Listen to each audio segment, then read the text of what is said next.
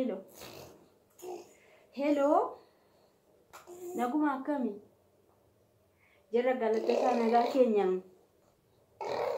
Atakam naguma keetinti jiruna kam jireenyo. Kaakuma baratti jiraatu jireenyi ulfaatus gaamaan ilma jiraanna. Naguma keessa. Maalif na barbaadde ture yeroo baay'ee na bilbilaatuuf ta'e gaanii baay'ee biiziidha haadha mucaati ammallee mucaan jeeqaa jirti kanaaf yeroo baay'ee sirraa kaasee hin beeku. Ficciti maan ture kan natti himuu barbaadde barreeffamaan illee waan naa barreessite argeera garuu kallattii waan toonatti himte naa wayya jedheen isaa bukkee qabaa sana odeessaa ooluun baay'ee yeroo isaa miti waan ta'eef kallattii maanni gara yaada keetti too galteetti. Anis hojiin qaba waan ta'eef haadha manaadhaan hojii qabaa daa'imni illee kun iyyaatti.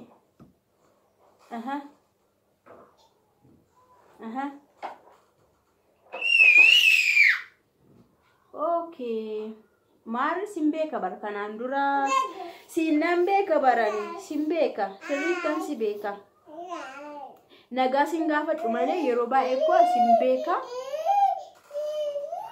yaw garu ganamni amma firru bada naga wali gafa tu firru bada wali ndibusu mamale bayan sibeka ujikelle nambeka.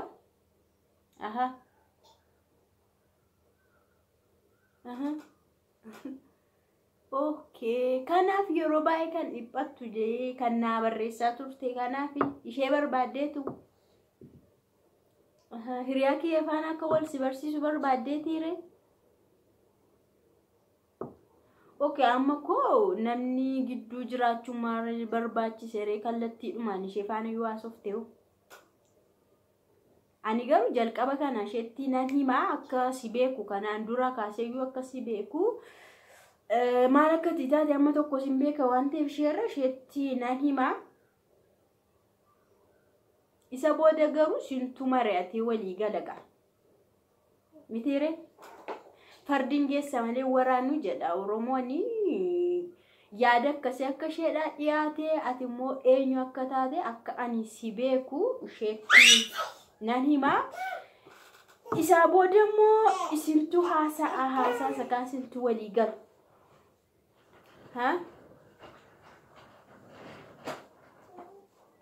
Inta amiti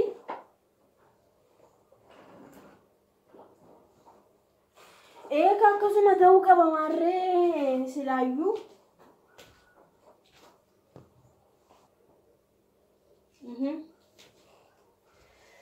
Bakka rakkoo hin qabu sheehana walsin quunnamsiisaa rakkoo hin qabu.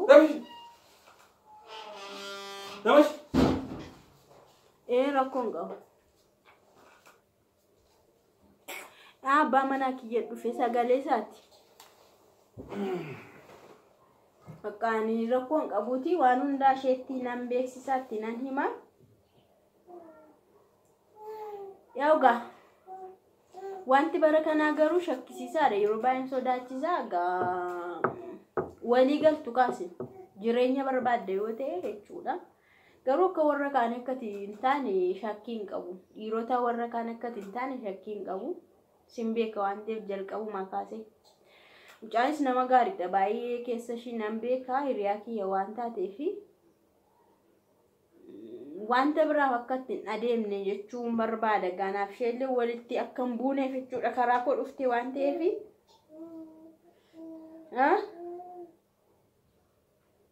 Tole bakka haa ta'u yeroo bira siin bilbilaate amma siifaan bilbila maalumaafu.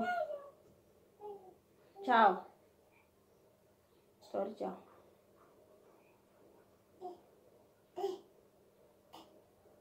Ada. Mana deh? Mana turis? Mana gana menggahu tu na orsin silki ode sini. Nah, ada waduh ganda kau tetap selakam tu naga sihat. Sibil bila kan habit mau agak hasil mitire. Hasil ni garang kau. Mal bel amma bil bil. Hasil nak kata kau gara kau. bilbiluma haasa'e malee waan alaa waan bira dubbadhe waan bira godheerare. Waan biraan gol bilbila haasa'e. Waan bira gochuun maal jechuudha? Jechuun bilbila namni kamuun haasa'a akkuma haasa'aa gudditanis bilbilli kun bilbila haasa'e akka maal wanti bira. Wanti bira maal jedhu wanta maal haasoftaan jedhu. Maal haasoftaa? Hin dhageenye caafisaa daariisaa dhageessee tanatti fakkaatu jalqaba isaa hodhiise illee. Yaa mucaa sana nan beekadha. Inni immoo maal akka xaariyaati walitti fiduu gandaa maal nadheen gandaa nadheen mandara taate kun akkoo walitti fiduu nadheen gandaa toon taane namni iccitiidhaan dhufe yoo waan tokko si mariisise gargaaruma qabda kun gargaarudha yookaan beekamu carraashii ta'uu danda'a. Boolutaan eenyu kan raskiyaan fudhatu otoo waa balleesse. Maal balleessama wanti hundumtuu of eeggannoodhaan itti adeemamu. Akkam of eeggannu. Barri isaa akkoo beekamaadha amma shawwaduuf yoo ta'es waa tokko gochuus yoo ta'es wanta isaa hubannoodhaan itti adeemuu qabdi kan ergatti. Ati maas deemu wanni wachuu battee ishiin maa waan akkas keessa maal galtati? Ani jaa isa na beeka. Haadha mucaati. Beeka maree. Jireenya oduu gandaa qaxxaruu gandara maas deebisi. Kun qaxxaruu miti. Qaxxaruudha wani maa? Maas deebi jireenya namaa. Amma fakkeenya mucaan kuni mucaa biyya keenyadha nan beeka. Kaasee biyyatti nan beeka. Kanaaf wal nu barsiisi. Nan beeka namicha keessa beektaa haala isaa beektaa fuula isaa beektaa. Ta'uu namni kamuu koo duubuma wal beeka. Duubuma wal beeka booda keessa wal bara. Amma wal na barsiisi wanni naan jedhe hin barsiisuun jedha. Hin barsiisuun jedha. Hin baruun barbaade maasee maal akka xaariinatti. Maasii beekaa xaartatti. Maan wal na barsiisi maan waan akkas. Karaa barbaade kalkuleeshinii barbaade hin baruun. Maarakkoo qaba. Booddee riskii fudhata lafneetii eenyu fudhata. Namni kun akka walitti dhiyaatu akka wal beekutti. Itti gaafatama eenyu fudhatama. Otoo waa balleessu otoo isheen balleessu otoo waa ta'e gidduu isaanii borga nama akkasiin komatu. Inni sirriidha garuu. Mandara naannoftee deemu borga nama jaarsummaa maal jechuu deemtaa? Ishee amma kanaafuu ani wal sinin barsiisu jedhee deebisuuf hin qabamu maali? Karaa barbaaddu warreen waan akkasii keessa seenu jechuudha afaan tokkodha. Maarakkoo qaba amma jarri kun walitti dhufanii waliin haasa'anii yookaan walii ta'uu ta'a. Yoo waliin taane yoo maqaan kee keessa jiraatu. Inni immoo sirriidha maali? Isheen amma tunni waa tokko godhee deeme fayyoon natti fidee kanaan dura hin beeku jettee ana faana walitti bu'uun hin danda'u. Itti gaafatamummaa akkasumaa fudhatte. Garuu yoo karaa sana faallasa gaarii ta'eef yoo jechuudha. Yoo gaarii ta'e argameef yoo namni. Yoo gaarii ta'e. Carraa yoo ta'eef yoo. Yoo gaarii ta'es yoo hamma ta'es ofii samaaf hin deemu. Yoo hin beekate. Ana beeka ka ana sirriitti akka an amansiisa. Jaalallis qaamni sadaffaa keessa jiru silaayyuu mi'aawu boodhumna isaa. Maaliif kanatu godhee abarii akkasuma godhee hin qaba. Gaaf tokko wallee nyuqqoo yoo godhan kan daaqollee. Gaaf tokko kan daaqollee yoo wallee kakkabalan illee. Ishee tokko sanatti isitti akkasuma fideen jira booddee akkas jedhama. Nama maarree isheetu natti fidee jechuun jiraachuu madanda'a. Otoo kana beektu akkamitti waan akkana keessa galtan? Yaa'u bakka gaarii ta'aafii laata jedhee. Mucaan hin guddifattu ati? Mucaa koo maanan guddifadha hundee sheebanee maanan qabase isheen maanan guddisa garuu kun waan hamaa ta'a jedhee yaadu akka kootti. Oduma qaxxarii nadheenii gandaa kana keessa akkamitti galte? Maa jechuudha? Xaanis dhuftee akkas. Nkofaltaa sayyuu? Maalidha doktara gurgurgala jalqaba ani koo isheetti. Kiiloon kan danda'u maal cinaamisti godhan. Isheetti himnee ishee bira hin geenye dubbiin ammallee ana bira jira. Bakka amma asirratti dhaabbachuu. Erga yaadni isaa gaarii miti ta'ee sitti mul'ateeti asumaan dhiisuu qaba isheetti himu jechuudha. Asumatti dhaabbachuu qaba. Yoo na gaafatee karaa bira akka inni deemu. Karaa biraa barbaadatu waan akkasii keessa hin galu. Anan sodaadha isheetti muyyuu karaa si danda'ame fi kee quunnamiin jedha erga ati yaadichi sirrii miti jedhe. Karaa sirrii miti kun waan nama keessa waanta nama dhibu. Maa inni waan nama keessa galu. Waan ati kee gootu argita dhageessa waan ati kee gootu. Hojii dhabdee oduu gandara qayeelte jechuudha. Gandara deemtee oduu naasi sabu jalqabdee ati kee.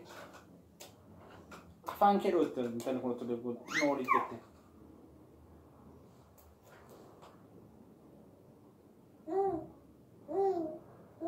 Main.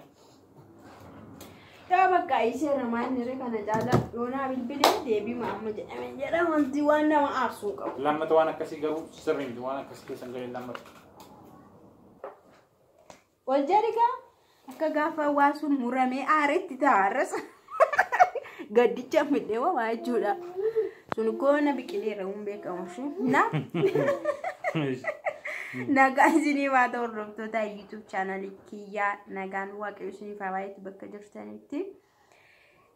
Nagaa gaafadhu gaa? Nagaa waaqayyo isinii faa ta'u bakka jirtan hundatti isin jaallanna isin kabajna. Isin kabajna. Yaadni keenya irraa xinnoo yaada adda taatedha. Kan ammoo kan kaafnee fi namoota karaa garaa yeroo jaalallee ebeluu fintaa ebeluu naa gaafadhu hiriyaa kee naa gaafadhu obboleetti kee naa gaafadhu fira kee naa gaafadhu walitti na fidii warra jedhan isa ibsuufidha kan haasaa kana adeemsisne dura akka diraamaatti finne dhumarratti garuu warreen tokko kan hin galleef jira waan ta'eef ibsuu barbaanne. Diraamani ilaalanii namaa gala malee ibsan qabu namoonni tokkoof garuu maali kun jechuu warri danda'an jiru. Isaaniif jecha xiqqoo daqiiqaa tokko irratti dabaluu dhufne jechuudha. Kanaaf dhiironni tokko jechuudha yoo dhiirri tokko ana beeka ta'e karaa koo dhufe nama biraa quunnamuu barbaada nama biraa faana wal baruu barbaada kun immoo riiskii qaba. Namni sun karaa koo dhufe otoo nama sana miidheeti kan itti gaafatamu ana jechuudha kan itti gaafatamu kan itti waqqasamus lola yoo ta'es wanta kam yoo ta'e illee kan itti himatamu ana isheetu natti fide isheen nama akkasii natti fide isheetu wal na barsiise nan beekanaan jettee waan akkasiitiin komatamu lolamu gaabbiin dhufa. Kanaaf wanti jiru maali namni suni kallattiidhaan barrisaayyuu kallattiidhaan yerootti wal quunnaman malee yerootti namni kan biraa gidduu dhaabate namni sadaffaa walitti fidu miti. Jaalala keessatti moo yeroo hundumaa namni gidduu jiraannan hin sirratu. Namuma walitti fide sanatu booda addaanis baasuu danda'a. Addaanis sana baasa akka yeroo hundamoo akka sababiitti namichi sana akka lolumatti xiqqoo warratti illee rakkoon uumamnaan nama sanaa wanti tokko uumamnaan nama sanaa nama ati natti fidde jedhama. Amma kana nu kaa jechuu barbaanne dhumarratti yoomiyyuu taanaan yeroo nama wal quunnamsiistanii gidduu dhaabattanii olii gadi jedhina dafaati keessaa mucucaadha direct connection. Amma ko namni kamuu miidiyaan fayyadamu online fayyadama miti eenyullee eenyu baruu hin danda'a akka barbaade sistemii mataa isaatiin akka barbaadetti eenyuun baruu dubbisuu quunnamu kan isaa godhachuu kan shi godhachuu hin dandeessi. Kanaaf gidduu galuun walitti fiduun wal barsiisuun hin barbaachisu. Yoo yaada wal barsiisuu barbaadan illee maqaa kennitanii haala miidiyaa kontaaktii akka wal godhanii feesbuukii karaa teelegiraamii adda addaa walitti kennitanii walitti dabarsanii keessaa mucucaachuudha. Yoo nama akka kanaa ta'e waan akkasii feesbuukii abbaa sanaa kennu wanta kana kennanii bilbilas yoo ta'e oksitanii goonnii an kennitanii keessaa mucucaachuu. Isaan akka barbaadanitti walii galanii wal baranii waan irratti walii galan walii galuu yoo wal dadhaban adda ba'u malee gidduu ta'anii akka amma ani faana odeessee rakkoon qabu jedhe sana rakkoon qabu jedhe tanan walii gallaan jedhe rakkoon kanaaf kaballaatu ishee barbaachisa jechuudha. Kana fakkaata haasawaan keenya guyyaa har'a viidiyoo biraan akka walitti deebinutti. Ciao.